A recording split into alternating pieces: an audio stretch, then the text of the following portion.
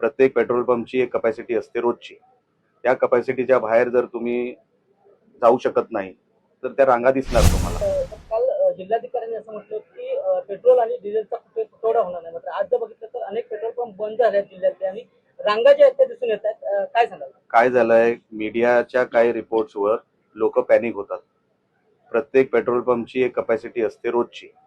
त्या कपॅसिटीच्या बाहेर जर तुम्ही जाऊ शकत नाही तर त्या रांगा दिसणार तुम्हाला. कुठे मी स्वतः जिल्हाधिकाऱ्यांशी बोललो. काय झालंय, बातम्या बघून लोक पॅनिक होत आहेत आणि पॅनिकमुळे ज्याची 75% फुल आहे तो पण फुल करायला अजून चालला, म्हणून त्या रांगा आपल्याला दिसत आहेत. त्याच्यामध्ये पॅनिक व्हायचं काही कारण नाही. कुठेही शॉर्टेज आम्ही येऊ देणार नाही.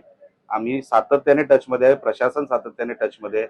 जे एजंट आहेत, प्रायव्हेट असतील, गव्हर्नमेंट असतील, त्या सगळ्यांशी आमचं बोलणं चालू आहे. कुठेही सिंधुदुर्ग जिल्ह्यामध्ये शॉर्टेज येऊ देणार नाही.